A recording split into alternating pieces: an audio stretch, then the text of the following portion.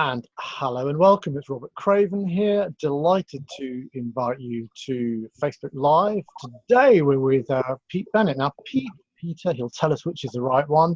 I have known, I reckon, for 15, 16, 17 years. I believe we met when I was doing work with Barclays. I'm doing a road tour with the Barclays on helping people grow their own business. So, hello, Pete. Great to have you here. Tell us about yourself. Tell us why you're here. Tell us your history. Okay.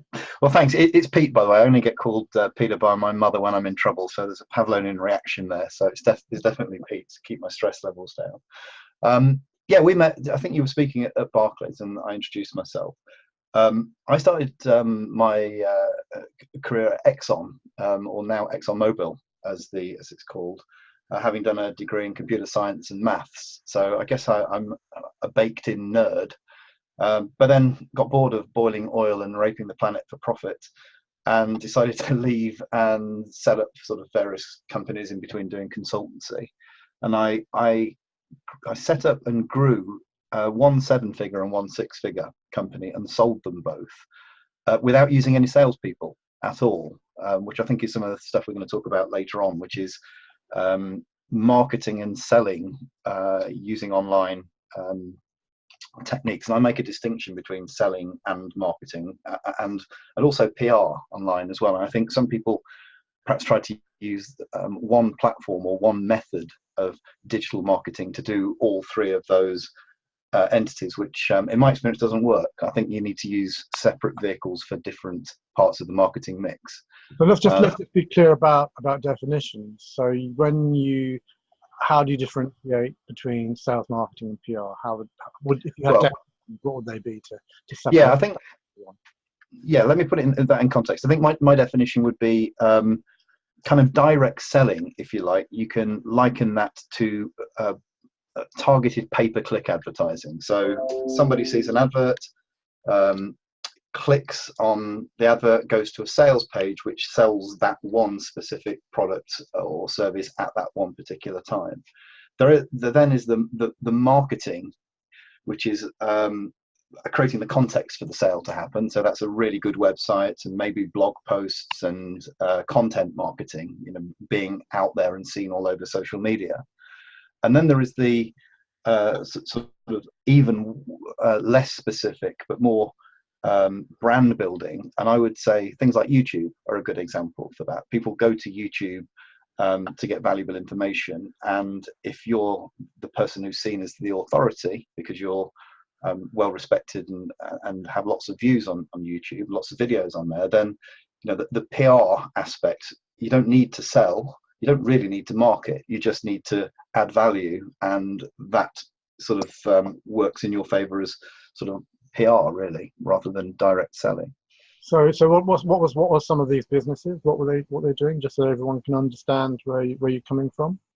Yeah, the first one was a translation company called London Translations. I think one of the key successes to that actually was I called it London Translations specifically because I'd done keyword research around what people were searching for in London. So, at one stage, I think we were going to call ourselves New EU for New Europe. We're going back 15 years or so when Europe was still... Or Brexit. Yeah. Well, seen as a good idea. I'm not going to get political, but had we called ourselves New EU, we would not have been successful, not because of the current political situation. I mean, I sold the company in 2016, so it's a long time ago. But just because we wouldn't have got found on the search engines. But some of the people with grey hairs will remember that back in those days, search engine optimization, the domain name, even with the hyphen in the domain name, so it delineated London and translations, was significant. Therefore, we had a hyphen in the URL. I would strongly recommend people don't do that now. The amount of times people used to mistype the hyphen with the underscore, and don't do it. But times change. But that was successful. So I sold that one in 2016, and then I had a telephone conference call company called Ozone Conferencing, which I sold. I can't remember the year I sold that. It might have been the year before, and that was all about not traveling and meeting online. We called ourselves Ozone because I wanted to atone for the time I'd been at Exxon, I think, basically spoiling the atmosphere. I wanted to try and do some penance. But for people in the environmental business, it's very hard because no one cares about the environment. It all comes down to money, unfortunately. But we used digital marketing for that. We used to promote a scheme called Chair Miles as opposed to Air Miles, where we paid you not to travel. So some sort of hook in there. I still have one conference call company called Buzz Conferencing, which is a purely online thing, but I don't really market that, to be honest. It just sort of grows in the background. So you're.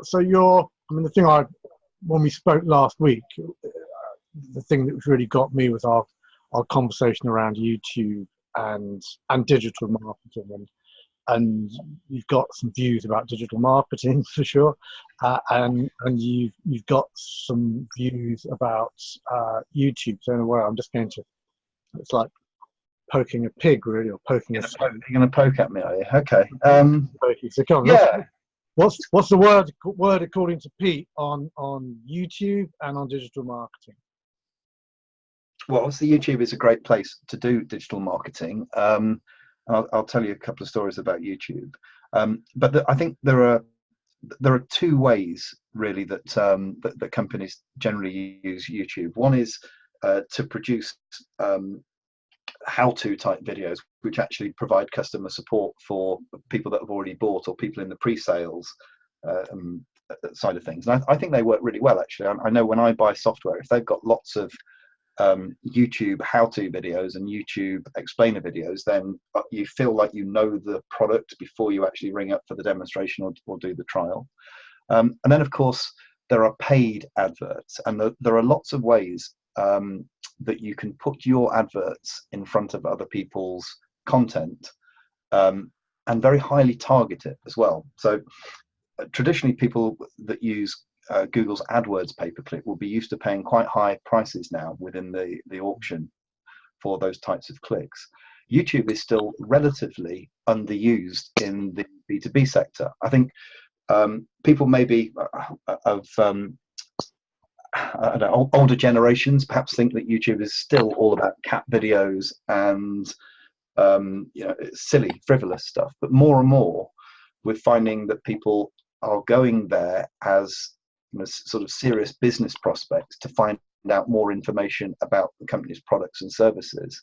And by targeting your adverts to appear on other videos which are very closely linked to that niche, you can get a very nice targeted campaign built to directly market to them, but also to remarket to them when they go off of the platform onto other digital properties. We'll have a whole load of digital agency owners, founders, and devs and people will be watching.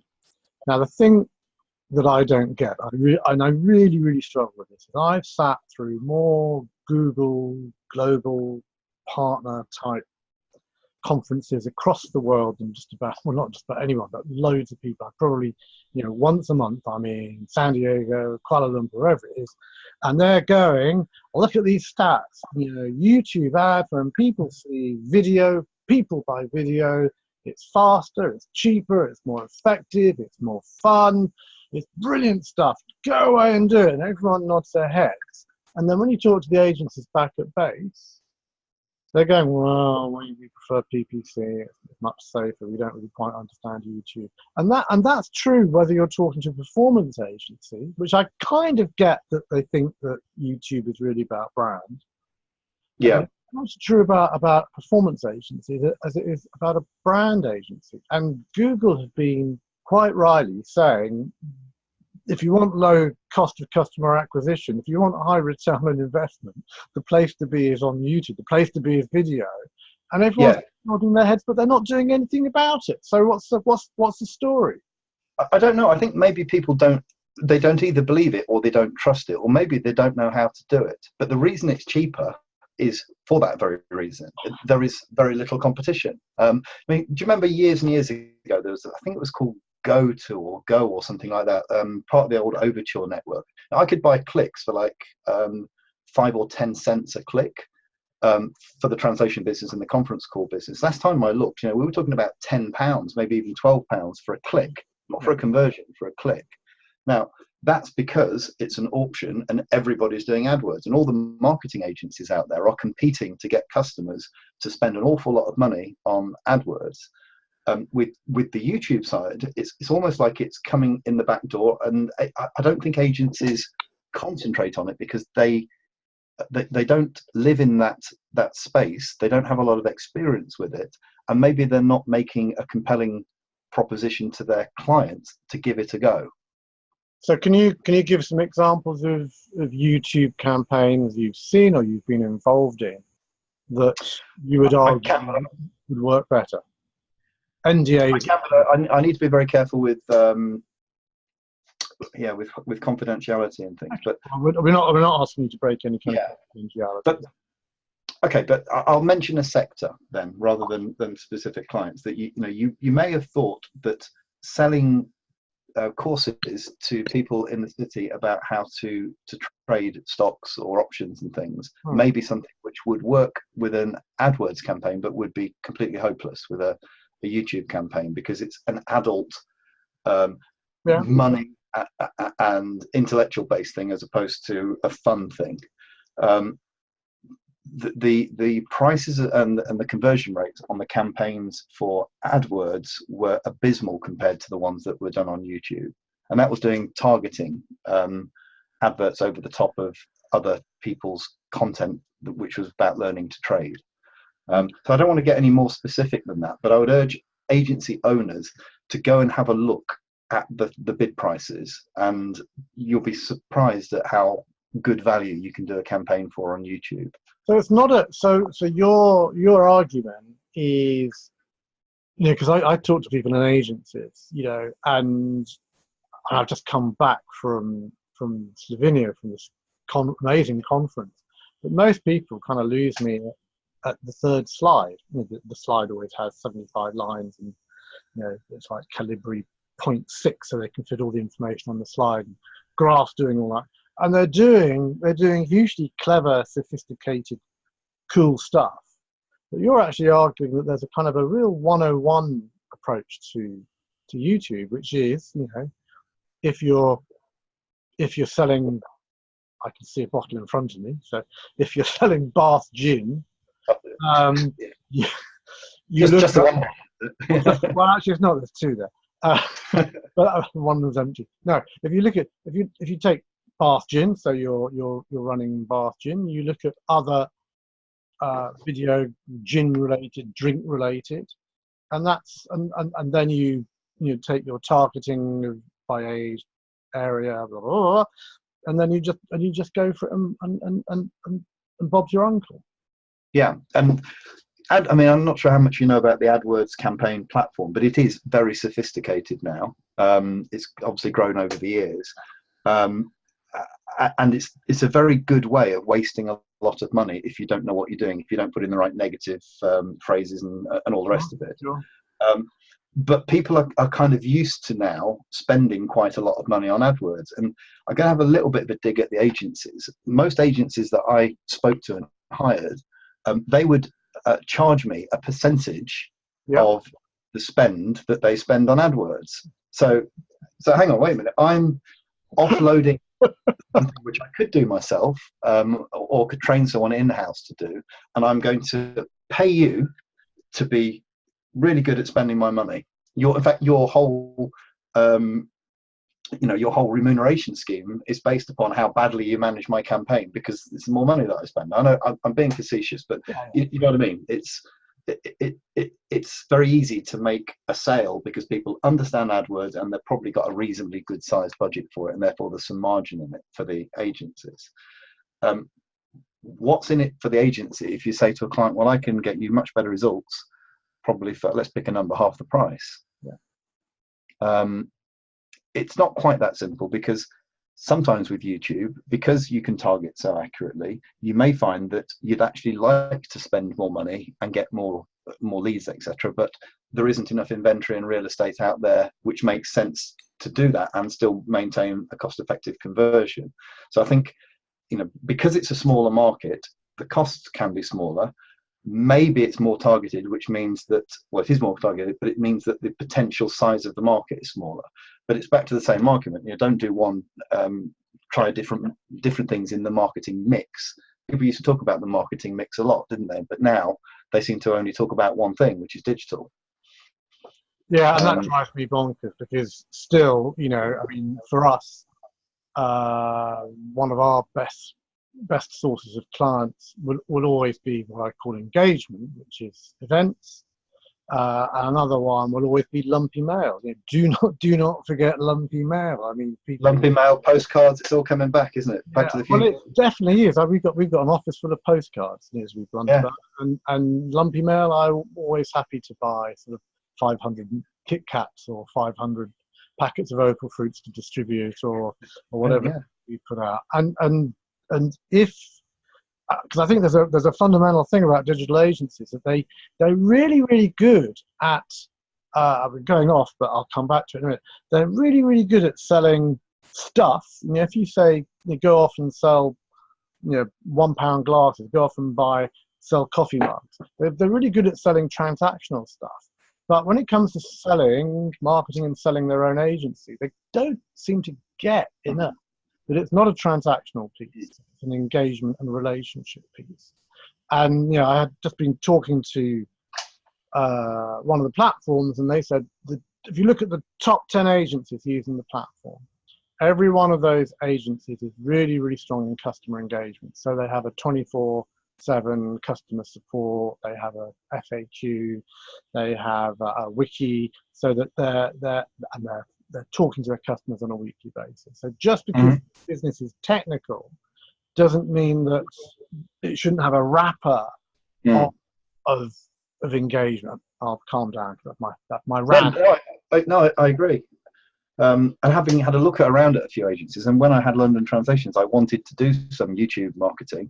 But the agency that we'd been used for AdWords for years, they just didn't do it. And I looked around and I couldn't find a good agency, or an agency that I considered would be good to do the YouTube marketing. Now, again, I caveat that with going back a couple of years or so, but I think opportunity knocks, and not only, incidentally, in the paid YouTube space. Many of the digital agencies, offer SEO and content marketing services. And as you know, SEO and content marketing have sort of moved closer together now. It's less about what you do on the site, more about how you build the content around it. But no one that I saw was offering YouTube SEO or YouTube. So the world has totally changed, because 5 years ago, Google was the only gig in town. Yeah, that was the only gig in town. If you wanted to do anything, it was Google.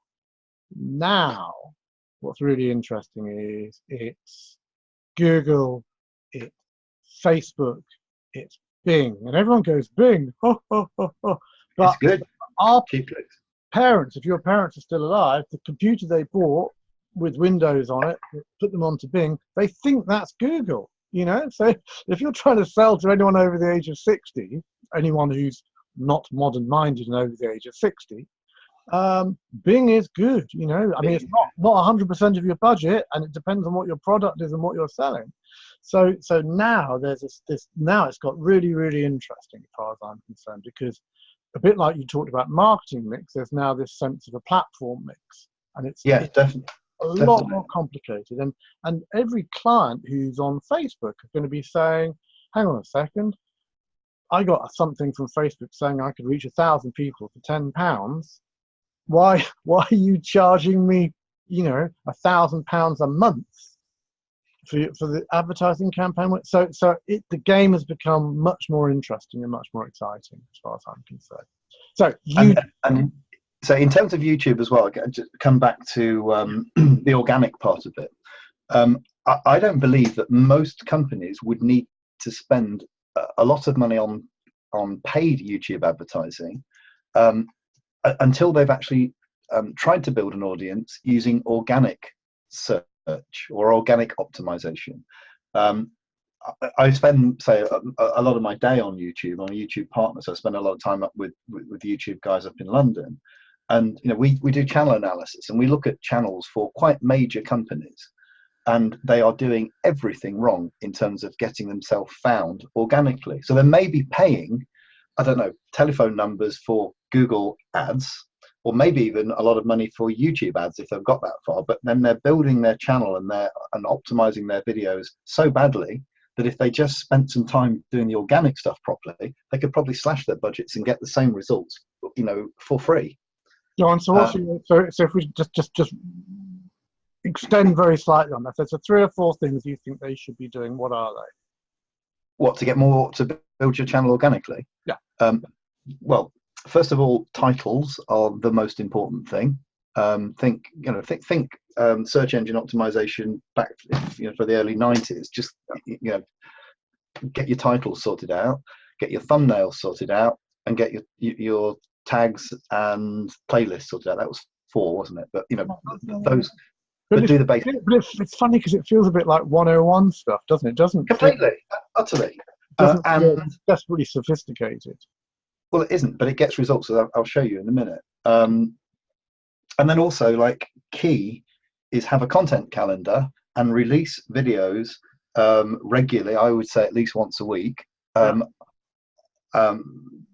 topics which are of interest. And anyone who knows anything about keyword research, Google and YouTube will tell you what people want. So there you go, do it. But do it regularly, do it for a long time. And I think that's where particularly smaller companies fail, is that they think 3 months is long enough to trial everything. And in my experience with YouTube, if you can do it organically, it's a year's journey at the very least. Yeah, so interesting because of course it's a bloody YouTube and Facebook world of double your profits in 5 days or your money back that everyone's kind of just fallen for, which is that's nonsense. It's just bloody nonsense. So go on, you were going to tell us a story about YouTube advertising. YouTube growing YouTube networking. Go on. I had a guy that worked for me in my conferencing company, and he left and he set up a YouTube channel. Obviously, we spoke about some of the principles that I've been talking about. Cut a long story short, became the biggest YouTube channel on YouTube. We're doing 1% of YouTube's entire visitors, entire traffic. I had a look just before we came on the call, actually. I think now they've got 17.9 million subscribers, and they've done nearly 19 billion minutes. So who wouldn't want some of that? Go on. Yeah, and just to put this in perspective, I'm not very good at mental maths when big numbers are involved, but you get from advertising, he would be getting about $1,000 for every million views. So it's quite a lot of money. Yeah, it's quite a lot of money. Now, I'm not saying that everybody could get that success, because it was the right time. There was a gap in the market for that kind of content. It's children's nursery rhymes and things. But I thought, okay, well, that's great. Let's do an experiment, and let's build a YouTube channel where I deliberately release the most boring, uninteresting, valueless videos on YouTube. But let's optimize them, and let's apply some of the same principles, that we did to build his channel to an experimental channel. And people can go and check it out if they want. I set this up on, I just checked, the 7th of July 2017. The channel name is Go Slow TV. Go Slow TV. You'll notice that the icon is like a snail. So it's a slow TV, and all I do is I video things like traffic lights, or tube journeys, or bus journeys, or the River Thames. I live by the Thames. I stick the camera out the window and I just, River Thames live for 4 hours or something. But I've been doing it consistently for the first 18 months. I released a video a day every day. So that's in my case, creating the content was not difficult. It's just iPhone on the tube, press it. I'm going there anyway. I might as well record it. But uploading it regularly, optimizing the titles, optimizing the descriptions, playlists, all the things that I've talked about. And again, I checked the numbers before we came on. 2.5 million minutes of views, and 1.2 million discrete views. Now, that's not huge in terms of, and 3,000 or so subscribers. That's not huge in terms of a YouTube presence by any means. But many of the businesses that I talk to, their business channel has been around longer than that, and they're not getting that many views. So my sales pitch, if you like, or my look, if my commute to work is more interesting than your business, then you need to think about a different way of presenting your business. Yeah. Because, and I'm being tongue-in-cheek about that, and I don't want to insult people, but it's not about their business. It's about the way that they're using digital media, and YouTube in particular, to promote their business. I mean, clearly anything is more interesting than watching my washing machine, but people do. So there is an audience out there for most things if it's presented well, and almost nobody is doing this right at the moment, in my experience. Do you want to hazard a guess at who you think is doing it right? Well, the people that sold their nursery rhyme channel seem to be ticking a few boxes. Okay. But that's in a way, it's a mass market, isn't it? It's like yeah. Everyone's got kids, and everyone's kids want nursery rhymes. So straight away, you're in a market of, if the UK's got a population of 60 million, that means there's 20 million families. That means there's 5 million children. So wow, that's some big numbers. But if you're selling, I don't know, if you're selling, we'll go back to Bath gin. If you're selling, Bath gin and only gin drinkers and only, but then I can feel myself arguing my way out of this and realizing, there's the opportunities there. Well, the kind of campaigns that would work really well with this, and again, I'll be honest, I haven't checked whether they're doing this, but if they're not, they should be. And that's the meerkats. Them up, stuff like that, where they build a whole backstory and a whole family and all that sort of stuff. That would work really well on that. I noticed, I forget the brand now, which is obviously they're not doing a very good job, but I was at the cinema, and people now are starting to run trailers.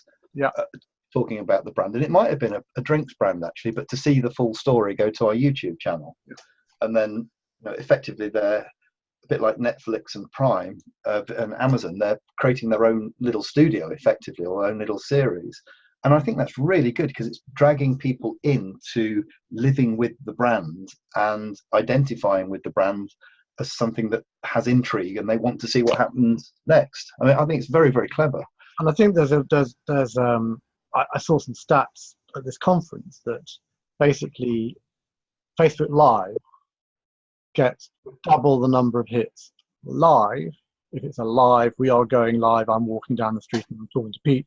I remember you years ago, Pete, doing I just want to talk about my friend Robert Craven, who I've met type thing. And you're walking down the street, clunky, clunky, clunk, and you were saying some very supportive things.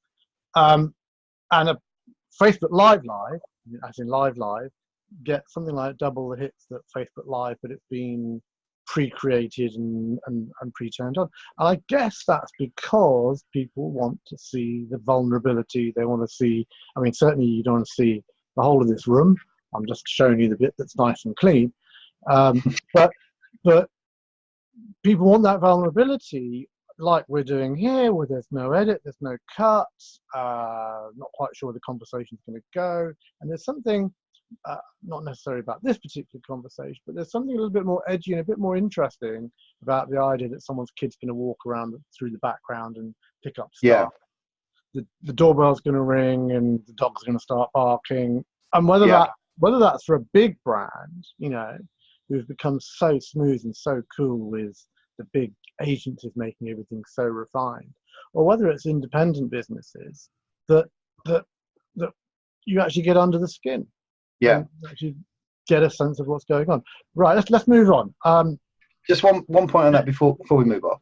In my experience, the kind of rough and raw videos that you're talking about, smartphone type videos, have got far better view numbers and engagement than something which people may have spent several tens of £1,000s on.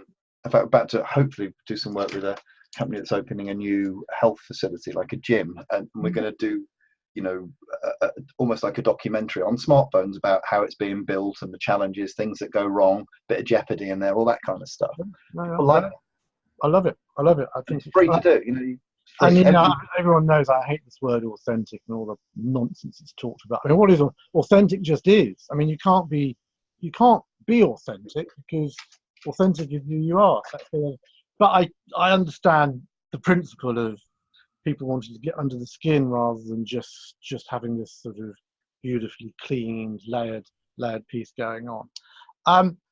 So what are you working on now? We have talked about it, but just share it with me. Now. Yeah, well, the latest project is something. It does fit into digital marketing. Actually, it's called Review You. So that's the word review, and then you spelled YOO. And it's all about building your online reputation by getting more authentic, not manufactured, but authentic, positive reviews on Google's review platform. Because again, this you may have heard of it, Google My Business. It's a facility that's available free to everybody, for every business, gifted by the Google gods. Hardly anybody is using it well. It allows you to expo your business, but also collect social proof in the form of reviews, ratings. I've written software that's gone out and looked for all the accountants, for instance, in the country, all of the digital marketing agencies in the country even, and hardly any of them have it set up properly, if at all, and hardly any of them are intentional about or have a system in place to solicit and leverage the power of reviews to sell their own goods and services. So I thought, well, when I had my translation company, we were always trying to differentiate ourselves from the competition. And as you know, if people don't understand your product, then they just buy on a commodity basis. They compare price A against price B. The only, or one of the few barriers to being placed in a commodity market is reputation. So if you have the reputation, then you can premium price. I guess I'm showing my age now, but I guess Eric Clapton doesn't negotiate on price when he plays at the Royal Albert Hall. They don't say, well, John from down the road, he'll play for a tenner, so why are we going to pay you thousands? How much is that an hour? But it's about his reputation. But in the online world, people are more and more buying based upon reviews. Okay, so let me just stop you there, because I think that's really interesting. Because I have this. People who know me have seen. There's a slide I have, which is for agencies, but it applies to any business. Which kind of goes at the bottom. You've got what I call the pond life, who are the kids charging $5 an hour. You can't compete with them because they'll just say, yeah, I'll do it. I'm cheap and I'll do whatever it is that you want. There's kids who'll always do stuff for nothing. Fiverr.com. Okay. In the middle, you've got people. Well, we've got you on the whole, and me, and other businesses. And then above that, you've got the kings, the queens of your industry. If we go into agencies, you've got Accenture and Price Waterhouse, and showing my age with that name, Denser Aegis, and so on and so forth.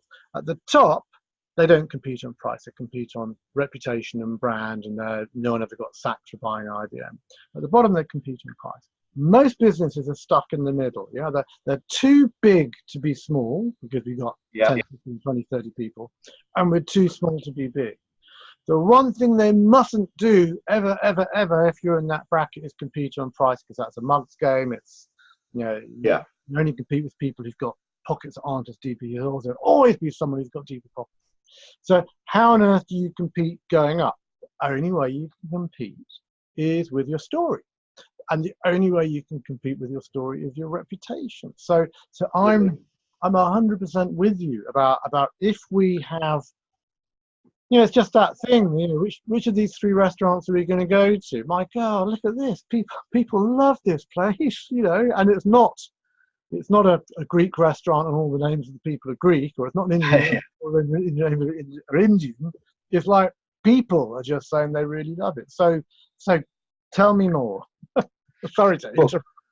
No, I mean, John, a job as a salesman, you've just done a much better job of explaining it than I do. But the point is, the reason that people don't have reviews for their business, I think, is one, they simply don't understand how important reviews are, but they don't realize they're probably losing business by not doing it, because no one ever rings up someone that hasn't got any reviews and says, well, I was going to buy from you, I was going to come and eat at your restaurant, I was going to use your digital agency, but you didn't have any reviews, so I went down the road. They just go down the road. So it's quite hard, I guess, unless you're aware of this, to realize that this might be hurting you.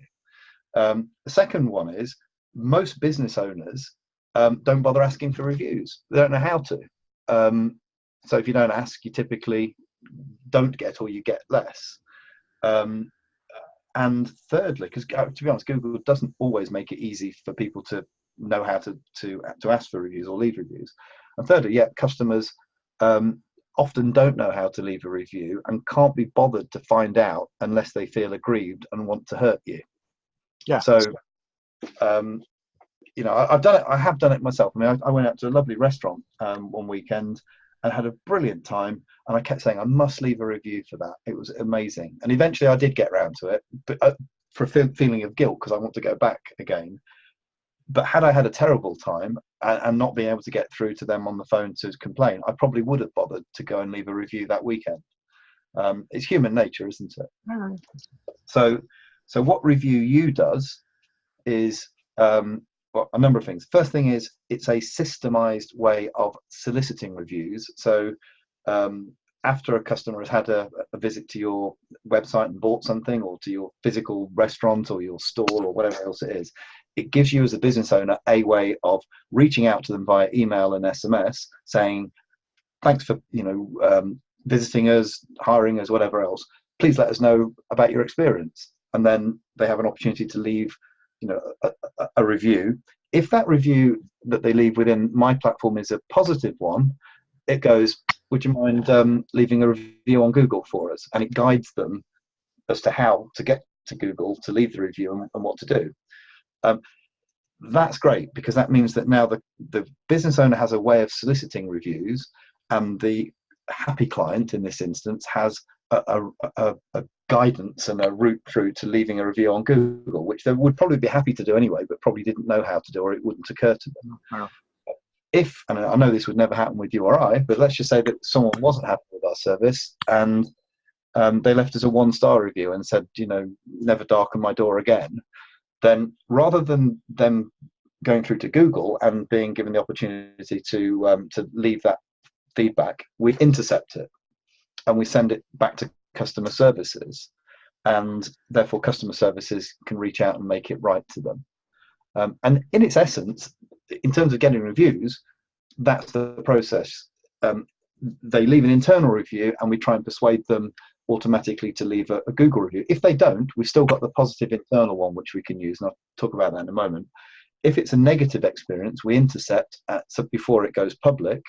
And then the clever bit, and I think this is probably worth the sticker price in itself, is every night Review You goes out all over the internet and it collects all of the positive reviews that you've got from Facebook, Google, other sites are available, TripAdvisor, etc., and produces a sales page which is online, which lists all of your company details along with all of the positive reviews that you've got.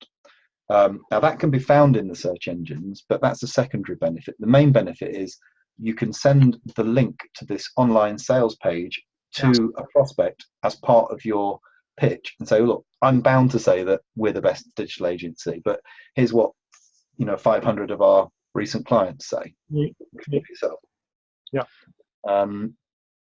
So it's leveraging social proof. I sort of somewhat tweely say that you're making your past customers into your best sales force for free, but then I'm a copywriter, so I'm bound to come up with rubbish like that. But you know what I mean? It's like it is the next best thing to a personal recommendation. Okay, so now I'll give you the opportunity now. How do people find out about it? Best thing to do if they want to have a look at that is go to reviewyu.com, so the word review and then you spelled YOO.com. If they buy an annual subscription to the Review You 100 product, then I'll give them a 25% discount for watching us for the last hour or so, however long we've been on. and all they need to do at the shopping cart is put Robert 25, Okay. and that will give them 25% off. It's ridiculously cheap anyway. It's far too cheap. I should put the prices up. It's so cheap, I'm probably damaging my own sales. You're talking, well, if you talk about putting prices up, everyone knows my thing is always put your prices up. But for today, Until the 15th of April, it will stay at that price. So what we'll do is we'll put the links and stuff at the end, so people have got the time to check you out. People put your URL. We'll put your any contact details up at the end. You can see it. So can I make one final point about the offer? I do have a sort of partner scheme and affiliate scheme. And this may, if you've got digital agency owners or people in digital agencies watching this, I think this could well be an opportunity to add an extra string to your bow to sell, this review building service to existing clients. The reason I say that is I know that we used to spend in London Translations a lot of money on pay-per-click advertising, and I know that many other businesses do. But then when people go and check you out and do the due diligence in the buying department, for instance, if you've got no reviews, then it can hit your conversion rate. So this doesn't compete with pay-per-click. This is kind of like the underlying PR and marketing layer that will help leverage the spend on. But I think you're right, because now, I mean, we all do it before we go to a meeting, before we go on a call. You just go into Google, you go into Facebook, you go into Twitter, look someone up, and even if you were impressed the last time you saw them, you just check them out, and you get a sense of their quality, and you get a sense of who they are and what they are, and it's become much harder just competing on brand, especially if you're an independent business. If you're, if you run cocktail bars, in some senses, all cocktail bars are the same. Yeah. They make cocktails, and they're young, and they're funky, and some are cooler, and some are more sophisticated. But the reason you're going to take your 200 quid for a couple of rounds of drinks to one bar than another is something's got a nudge to make you think, oh wow, this place is the place for under 21s, or this is the place if you want to have a proper conversation, or whatever it is. So yeah, I'm totally with you on that. Cool, good.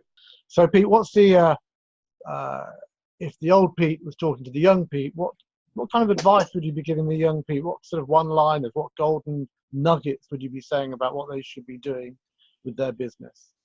Well, I'm absolutely clear on this, and I've been saying this for years. As you mentioned, when I used to do presenting, it's flip the demand and supply mantras on their head. When we're at school or business school or anywhere else, people always talk about supply and demand, and I see so many wonderful people struggling and going broke because they're concentrating on supplying what they're passionate about without first securing whether or not there's a demand. So think demand and supply. And I used to crystallize it on stage by saying, find out what they want, sell it to them, rinse, repeat, buy a big house. I mean, basically, that's what I've always done. In some ways, there's a whole industry around telling people, to follow their passion. And it's great to be passionate because it gives you the energy to get out of bed and do it. But, if you're passionate about something that no one else wants, you can be as passionate as you want. And unless you're a celebrity, then you're never going to sell it. Now, if Kate Middleton was to start wearing, pork pies on her head, then maybe that will become fashionable and she could make a market. But making a market is always far harder and far more expensive, and prohibitively so usually, than serving a market. So look for a demand supply imbalance, and get passionate about the business rather than the product. If you like beer as much as I do, you wouldn't be a barman because I'd be passionate about the product. But it'd be almost better to be a teetotaler to build a chain of pubs, as long as there was a demand for pubs. Brilliant. I didn't put that particularly well, but you know what I mean? It's like, for goodness sake, find out what they want, sell it to them. And it's really interesting, actually, just to add on to that, and I don't want to take anything away from it, I want to add to it, is there's this piece now around value proposition, which I'm doing with quite a lot of clients, where you say, so who's the customer? What are their jobs? What do they want more of? What do they want less of? Then design a product that gives them more and less, and then figure out what that product looks like. My mate Chris Payne talks about, if you're selling stuff, write 5 or 10 different sales letters, find out what people actually want and respond to. So it could be pimple cream, dry skin cream, dry ear cream, hand cream, face cream, whatever it is. Figure out what it is that they want in terms of benefits, and only when you figure out what the benefits are do you actually design the product. And as you said, Absolutely, yeah. everyone has a product. They go off and try and sell it. It's just so Yeah. People have whole garages full of stuff that they're passionate about, but they can't shift. Well, I used to be in a band, and I've got albums like that. Yeah. And fire. Would you also say fire flossy as well? Yeah, wherever you can, do things in software and hardware and not wetware, because it's wetware where you get the wild cards. People, keep away from wetware wherever you can. We love it. Right. Let's call it a wrap, as they say. It's been great talking to you, Pete. Details for Pete are going to be displayed at the end. This is Robert Craven, GYDA Initiative, Grow Your Digital Agency. Another really great conversation with a great person, and I do thoroughly recommend connect with Pete and find out what he's doing. Thanks once again, Pete. No, thank you. Thanks for the opportunity. Bye for now. Bye. Bye.